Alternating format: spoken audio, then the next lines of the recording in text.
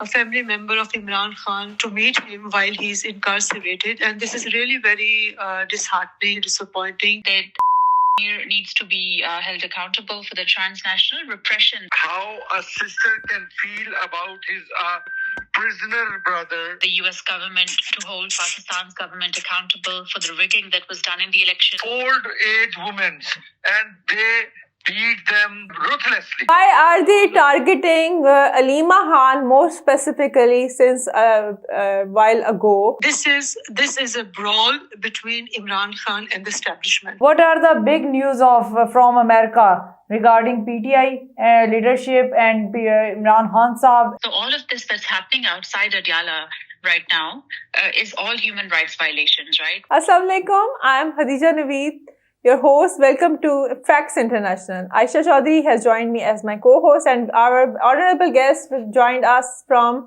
USA, Dr. Sundus Ali, PTI coordinator, Sardar Ehsan Raza, advocate, PTI leader, and our senior journalist, Dardana Najam. All of you, welcome to the show. My first question is to Sardar Ehsan Raza, sir. Sir, let our viewers know about all the detail what had happened yesterday on Tuesday in front of Adiala Jail, and also tell our viewers about Aleema Khan case of 26th November. Thank you very much. Actually, yesterday, it was Tuesday, and on Tuesday, it is the day when Chairman Imran Khan's sisters and his family is allowed to meet him in the Adiala Jail because under the fundamental rights and which are given in every country to the prisoners. And Imran Khan is a political prisoner. He did not do anything wrong. He did not do any corruption. Just he is a political prisoner. Even he's not even allowed it. His family was not allowed it from last, I think, 4 weeks or approximately 3 weeks to meet him. He is in isolation. No one meet him, even not his family, but no one from his lawyers, no one from his friends, no one is from his political party. No one even seen him from the last 3 weeks. So yesterday, his sisters, Aleema Khan, Noreen Niazi, and Dr. Uzma also Adiala Jail medical. Okay, Sardar Ehsan Raza has some telephonic issues and noise behind him, or he will join us later on. I'm moving towards the Dana Najam ma'am. Ma'am, what do you think about this present situation of Adiala Jail, what they are trying to do with Imran Khan, the most popular leader of the nation? Are they really trying to suppress the voice of the people? Are they really trying to put more pressure on the PTI? And what they are really trying to do with the PTI or PTI leader and the family of Imran Khan? Assalamu alaikum. Thank you very much for inviting me to the show. As Ehsan Saab was saying, he's rightly saying that this is the constitutional right of every family member of Imran Khan to meet him while he's incarcerated. And this is really very disheartening, and it's really very disappointing. And sometimes it's really become very frustrating when we see, this kind of very, I would say, illegal and anti-social, as well as unconstitutional treatment which has been meted out to the family members of Imran Khan. Obviously, we all know that he is being targeted for not following the line which establishment has wanted him to follow. And this has happened to nearly every political leader, as we can, this is not something new, but because Imran Khan has shown, he has been, he has denied to become a pawn, obviously now, as we speak, in the hands of establishment, and he wants to get released from the jail, not through any deal, or as we commonly call it, NRO, but through the same courts which had obviously wrongfully implicated him in all the false and cases. So, yes, this is very disheartening, as I have said. The family members, and it's the more frustrating thing is that the way the family members of Imran Khan are being treated as they demand meeting, especially the sisters of Imran Khan. So this is, I think, it is going to happen again and again. This is not going to stop anywhere. If unless and until the time comes or the situation arrives where the present establishment, because see, we have to understand it is it is a fight not between Imran Khan and the government. No, not at all. This is a brawl between Imran Khan and the establishment. So unless this bad blood persists between two of them, this situation is going to persist because as we speak, they are actually trying to drive them crazy, agonize the situation as much as they can. So I think they have to face this. Ma'am, why are they targeting Aleema Khan more specifically? Since a while ago, what they are really trying to do with Aleema Khan? I think because they want to make her. See, there was a campaign. I clearly remember. Obviously, a few months back when eggs were thrown at her, there was a campaign which was orchestrated to establish that Aleema Khan won, that Aleema Khan is basically at the side of establishment.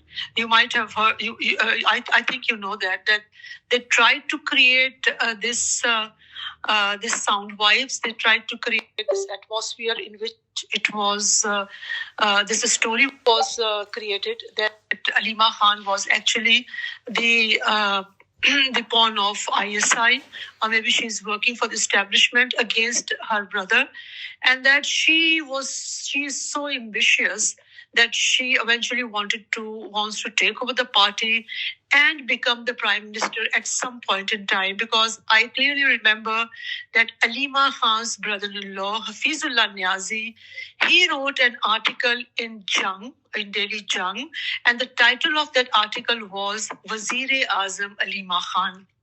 So what he was, and in that article, he established that Aleema Khan had always been very ambitious.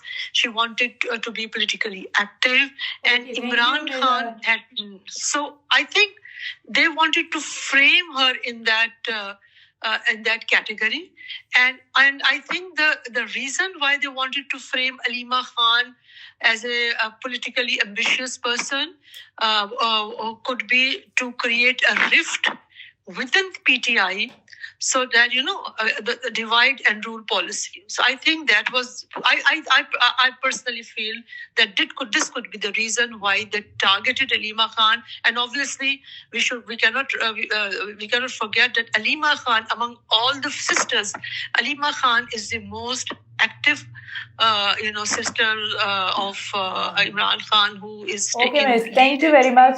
Now I would like to ask Sundus Ali, what are the big news from America regarding PTI leadership and Imran Khan Saab and also government of Pakistan? Thank you so much. It's a great honor to be on your show, as always. So the big news here from America, which has just come out, is some congressmen here, some lawmakers. They've asked. They've asked Donald Trump to confront. And this delegation is led by Greg Casar. As you know, Greg Casar was very actively involved in the February 8th, the hearing that we had after the February 8th election last year. So he's always been actively demanding the U.S. government to hold Pakistan's government accountable for the rigging that was done in the elections. Greg Casar, as well as Pramila Jayapal, have been speaking and confronting. They've been asking the White House to confront. And what they're saying is that they needs to be held accountable for the transnational repression that's happening here.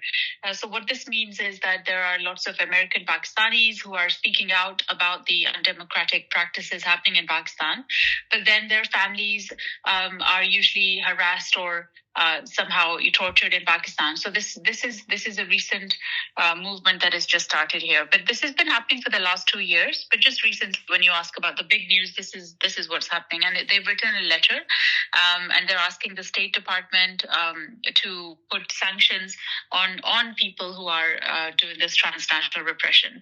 So I think this is quite encouraging for the American overseas Pakistanis.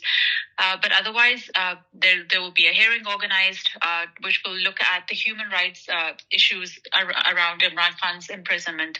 So all of this that's happening outside Adiala right now is all human rights violations, right? Because his family is not being allowed to meet him, his political colleagues are not being allowed to meet him. So this will be all discussed in that hearing, which we are planning, but it will most likely be in the new year, because right now, this is almost like Congress and Senate starts to shut down at the time of Thanksgiving.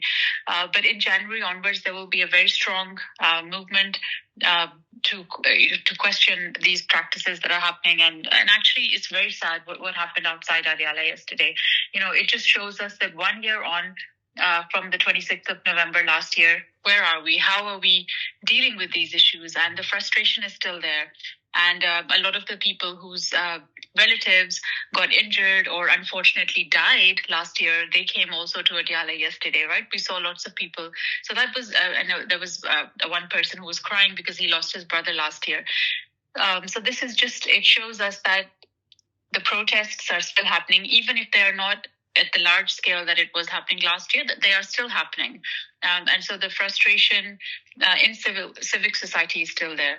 And that's what we are trying to raise here in America, that the human rights violations need to be addressed, not just for the people, but also for the political prisoners like Imran Khan, and as well as all the others who are in jail. Sardar Saab, if you have listened to the conversation done by Miss Durdana Najam and Dr. Sundus Ali, what are your opinions and your